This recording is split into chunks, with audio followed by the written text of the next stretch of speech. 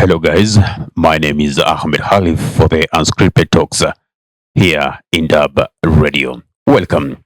So, today I just want to talk a range of issues from CDF, from the money that was contributed to aid those who are the victims of the protests that were happening some 3 weeks ago and are still set to be staged today. Also, I also want to talk about the much hyped, talked about a dialogue that the Gen Zs and millennials have rejected vehemently, and also some statements that have been made by Samson Chiragai, also a lawyer known as Ndegwa Njiru, Migori Senator Miguna, with consideration to the government and issue a tender right now happening in Kenya. That's the state of governance. Now, when I start with MPs, I would like to say it's high time that we question our MPs on CDF, because it is emerging that the reasons why they were or they used to fight so much about this is about they get a lot of money from the CDF. They tend to say they don't have control over it, but the persons who are getting maybe, let's say, projects from the constituencies, yeah, of course, they'll be given those projects, but they'll be told if you get this amount of money, make sure this amount is coming back to me. That is why constituencies are left behind. Nevertheless, we know about that. Now, if the protesters and Kenyans were able to contribute 25 Kenyan million shillings, which aided in paying for the bills of the victims of the protests that took place some 2 weeks ago. Those who were shot, those who died, those who injured. If that 25 million was able to take care of the medical bills, then what about that money which is collected by NHIF? What happens to it? Because there are billions of money. Many people are deducted their salaries that are going to the National Health Insurance Fund, you know. But when it comes to asking for that money so that they clear their medical bills or it caters for their medical bills, I mean, it's a tall order. It's a tall order, I'm telling you. So finally, the chicken is coming home to roost. Why? You can see now the proposal of shifting or rebranding NHIF to shift SHIF. Yeah? Now, that is simply a method used by most persons, companies, institutions. Whenever business is bad, whatever, if offering service or you are selling a product, when business is bad, it reaches a point whereby you now have to rebrand, and that is simply what the government is doing with NHIF. It's trying to shift it from NHIF to shift, just to rebrand it, give it a new name, give it a new look, so that it seems like now giving it a name social, you feel part of it. But nevertheless, we know what happens. It's a scheme of corruption. Just the other day, they lost almost 560 million. Due to what?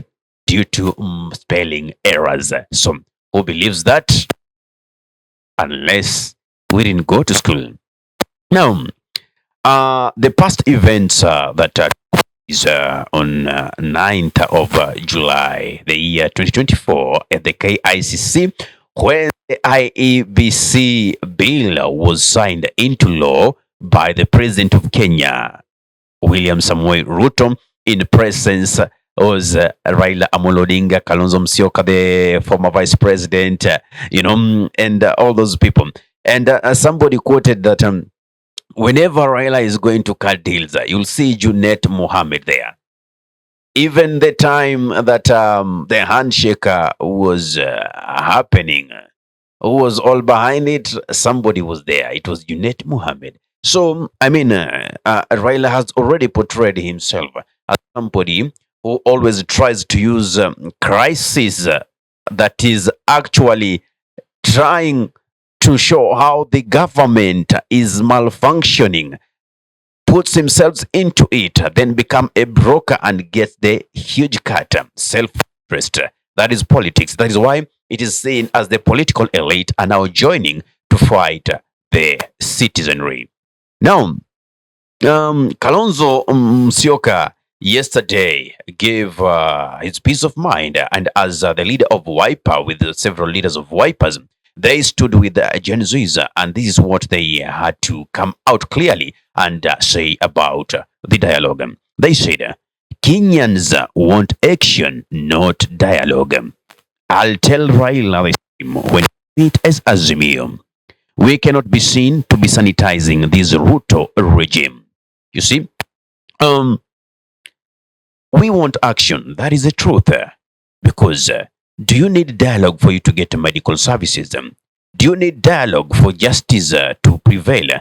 Do you need dialogue for students to get their bursaries and school fees paid? Do you need dialogue for roads to be built? Do you need dialogue for development to take place in the nation? I mean, it's your right. Why do you dialogue to have your right given to you? It doesn't make sense, right? It is simply if you are incompetent in the specific office that you have been allocated or voted into by the constituents or by the nationals, then it means it's your time to walk out.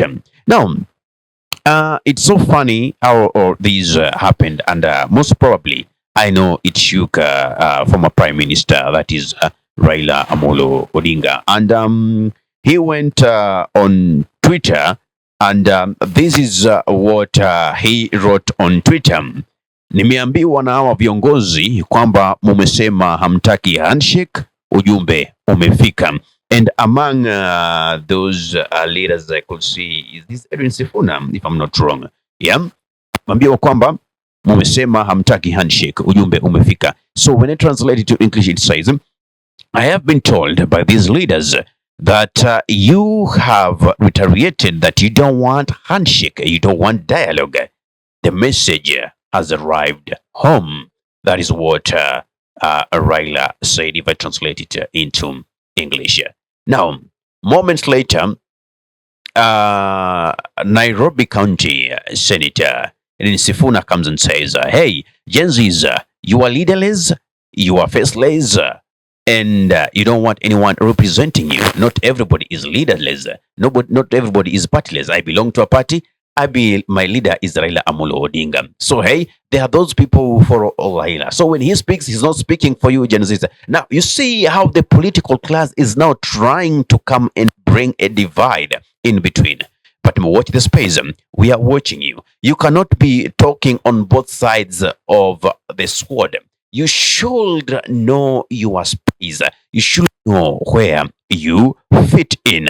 I can see my time is running, so I got to check, Nice. So, going on, Samson Cherargei was saying that ESC must be disbanded. Why is Cherargei saying this? I'll read this because actually ESCC, the Ethics and Anti-Corruption Commission, has clearly been unable to conduct the mandate because according to Samson Cherargei, you are in offense, you are a suspect. There are evidences everywhere, undoubtable evidences, any evidence beyond reasonable doubt that this person is corrupt, and now they take that person behind the tent, shake hands, tell him, don't do it again, and you are left back to the public to go and embezzle public funds. So, going direct to Cherargei's tweet, I want to bring exactly what he says. Okay, this is it. Cherargei says, ESCC must be disbanded. They have failed from the national level to the counties. When you steal, they come and see you behind the tent, slap you on the wrist, and go away.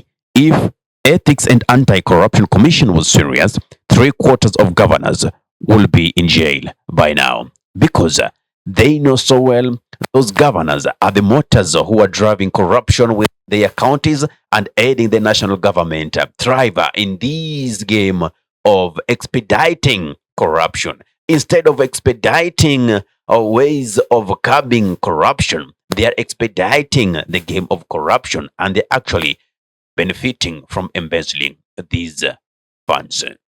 They are at the forefront of making sure that money is money, not working for the taxpayer. It is working for the interest of the political elite. Why am I saying political elite? Because you know the Swahili saying that says kufa dereva kufa abiria. So neither is the keeping checks and balances on the government. It's like they have already been into bed with the government. They don't want to fight corruption. Otherwise, they want to make sure that they are safe because they have been threatened by this movement of the Gen Zs and the millennials, and they have seen they are very serious and they are coming up for them. Sooner or later, everybody will be responsible. A public audit will be conducted with regards to the service or product or whatever mandate you are given. So, if you cannot be accountable, we are coming for you. And that is why the political elite are now joining to make sure they suppress the movement by the Gen Zs and millennials. But remember, Kenya is not only for the two generations. We also have our parents, our grandparents who also feel this oppression. So, funnily enough, if we are saying about cutting expenditure for the nation, absolutely we have to start by this thing called house allowances for the Waishimiwa. And remember, I said this term Waishimiwa is now overrated. It is overused. We need to call them servants of the people. Now, Lawyer Ndegwanjiru says, why should a president earn house allowance when we have housed him in state house? It makes a lot of sense. It makes a lot of sense. If I built you a house, I give you a house, maybe I've given you a car, I fuel it. Then how come should I again pay you house allowance? How again should I pay you transport allowance? Does it make sense? Because I know each and every expenses that you incur, I'm the one who's responsible for them. So taxpayers' money built the state house. You have been housed. You and your deputy president, even the MPs, the lawmakers, the MC, these people, we are sure and more than sure that they have houses of their own because whatever money they receive, I mean, as salary, is enough. They get a house mortgage, but at the end of the day, they also receive house allowances. They receive mortgages to buy vehicles. You understand them? But now they're still being given house allowances. I mean, I don't know how you will take it, but as a polity, as the nationals, as the citizens, you understand that we need to mop that swamp, to drain the swamp completely, as we did, and as we are planning. Now, Eddie Okecha, who is the senator for Migori County, says the government, this is on a tweet by Citizen TV, the government cannot wish away the killings and abductions of Kenyans. If President Ruto, CS Kindiki, and IG Koome are not able to account for the deaths and abductions of Kenyans, they need to leave office. I mean, that is the least they could do. The president cannot associate himself from all this by saying that the police is independent. I mean, you bear the name.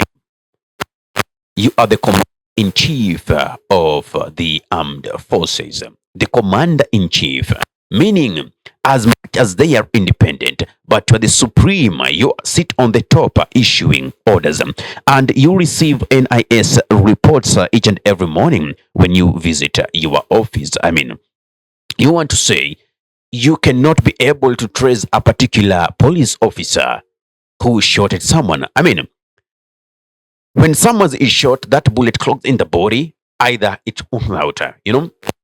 Um, something can be done, scrutiny, to get samples of that bullet. And because each and every officer taking a gun, they have to sign. Each bullet has a serial number. And through that, it is so much easier to trace them, which officer did shoot at a victim. You understand? Or the protesters. So, as the president, you cannot say that you don't have this information. Also, uh, as the CS Kindiki also is part of these, he controls the ministry, so he cannot say that he understand this. You see, the inspector general, that commander now directly after receiving from this to the president and the CS, now he implements by telling his soldiers like, shoot to kill. Think a police officer could take a gun and shoot without some order being given from somewhere. You understand? So, justice needs to be seen done, and not only be seen done, but also to be confirmed that that justice has actually been done. So, if these culprits cannot be brought to book and be thrown behind bars, the least these three could do is just resign. I mean, how long does it take to catch a simple culprit? It doesn't last even a day. And in this case, faces have been shown of the police officers who are behind these abductions, who are killing. Denzel the other day was just found in Georgia when his body was dumped. I mean, and just yesterday, another victim was giving escapades of what happened when he was, abducted, blindfolded, and the series of tortures that was done to him. I mean, do we live in a military state whereby every information has to be gathered through hook and crook, and you are trying to get information that that person doesn't have? You want to get to know who is the leader of this, how was associated with this, but you'll never get that information because it is the people's driven. Actually, as Eric Omondi did put, William Samuel Ruto is the sponsor of these demonstrations, because each and every time he speaks fuel and firewood and fire itself. So he escalates the war. Going to other tweets, there was this tweet by also Miguna, directed to William Samoei Ruto. You are not listening to patriots, revolutionaries, Gen Zs and millennials. Kenyans have rejected and recalled you. They have done so peacefully. The only person who has caused violence and murdered innocent Kenyans is you, Zakayo. Resign peacefully. Don't cause mayhem, havoc. And the list continues. Why? Because the president yesterday commented and said, let us not allow our country to be destroyed or for chaos to erupt or things that will destroy our peace. We are a democracy and the people make decisions during elections. Everyone should prepare themselves and we should meet at the ballot. I mean, how insensitive is that? Like, hey guys, I was already elected, I'm the president, so you just say up, let us meet at the ballot 2027. Meaning, all these that we are talking doesn't make sense, but it will only make sense 2027. That is the kind of president Kenyans have. Very insensitive. And now he speaks that way because you already know he has the support of the political elite, whether he's in government or not, because they all feel this breath of fire coming and breathing towards them. It's going to consume them. So they are uniting against the citizens. As I go on with the tweet that I read from Pauline Njoroge, today I'll just read for you tweets. If you think you are having a bad day, just remember Ruto, who met Mount Kenya MPs last night and told them that he was about to form some sort of government of national unity, which will involve appointing of opposition figures into cabinet in order to cool things down. He said he will need the MPs to go to Mashinani and explain to people why this move was necessary and promised to facilitate them. In less than 24 hours, Raila, after receiving greetings from his greetings in quotes, from his supporters and also meeting young legislators from ODM, has quietly distanced himself from that handshake. Then there is Kalonzo, who does not want to hear the word dialogue. In short, Ruto has been thrown back to the drawing board. Now, is it really a drawing board? I don't think so. I think there is some suckers being paid to just calm down the polity. There is just some suckers going around to make sure that the citizens are cool. But we are much better now. You cannot associate integrity in one sentence with President William Samoei Ruto. You understand that? So we cannot allow ourselves to be deceived again because years in, years out, we have always been deceived. So it is time to say no. Viva the fight goes on. My name is Ahmed Khalif for the Unscripted Talks.